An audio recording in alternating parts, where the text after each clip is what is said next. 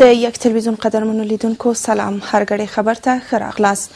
د هیواد بهرنیو چارو وزارت له ایران څخه د 1500 وژل شویو افغانانو د جسدونو د راوړلو په برخه کې د هڅو خبره کړې. 2 ورځې مخکې په ایران کې د یوې ترافیکي پیښې په ترڅ کې 15 تنه افغانان ووژل شول. د بهرنیو چارو وزارت وایي د پیښې د قربانیانو د جسدونو د راوړلو په برخه کې هڅې روانې دي.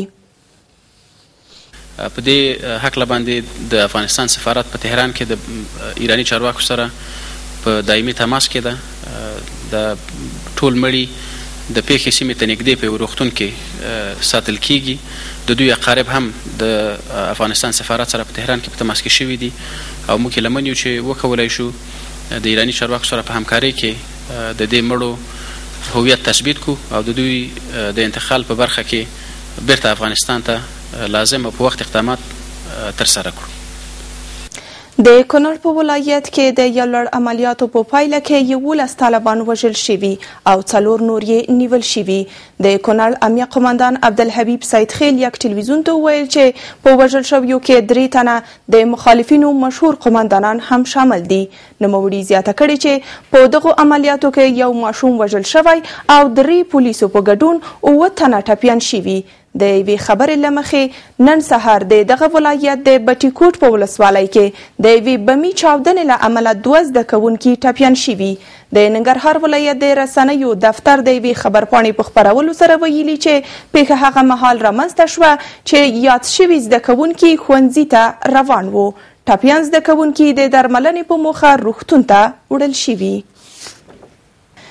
د پکتیکا په ولایت کې د دولت 4 تنه وسلوال مخالفین نیول شوي. د پکتیکا ولایت د رسنیو دفتر د یوې خبرپاڼې په ترڅ کې ویلي چې دغه کسان تېره شپه د دغو ځواکونو لخوا د اومنۍ په ولسوالۍ کې د یو لړ عملیاتو په پایله کې نیول شوي.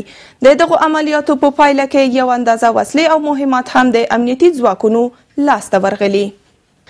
ولسمشر حامد کرزی بګرام کې د زندانیانو د دوسیو د څېړلو په موخه یوې کمیټې ته دندې سپارلې. د ارګمنۍ د یوې خبرپاڼې په خپرولو سره ویلي چې د دغې کمیټې مشري عبدالکریم قانت کوي او د اساسي قانون د 128 او 129 مادو له مخې د بګرام زندان د زندانیانو د دوسیو د څېړلو په موخه ټاکل شوی.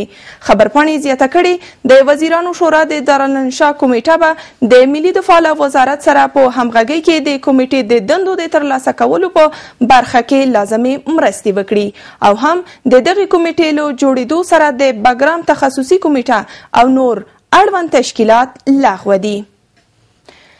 د زابل ولایت په پرونی ځانمرګي برید کې 15 امریکایي او یو افغان ډاکټر وژل شوي. د امریکا د بهرنیو چارو وزارت وایي چې په وژل شویو کې 3 سرتیري او یو ډیپلوماټ او یو ملکي امریکایي وګړي شامل دي. د امریکا د بهرنیو چارو وزارت لخوا د یوې خبر شوي خبرپاڼې له مخې دغه برید هغه مهال شوی چې دغه امریکایي وګړي د زابل له والي سره د قلات په ښار کې زده کوونکو ته د لوست کتابونو د ویشلو په موخه د تلو په حال کې وو. په دغه برید کې 4 امریکایي ډیپلوماټان د یو زده کوونکي په ګډون 15 افغانان او 2 تنه خبریالان ټپیان شوي.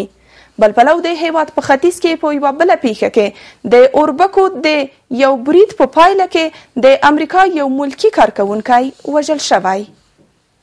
درنو لیدونکو دا و د دې مهال خبرونه تر بیا ښې چارې.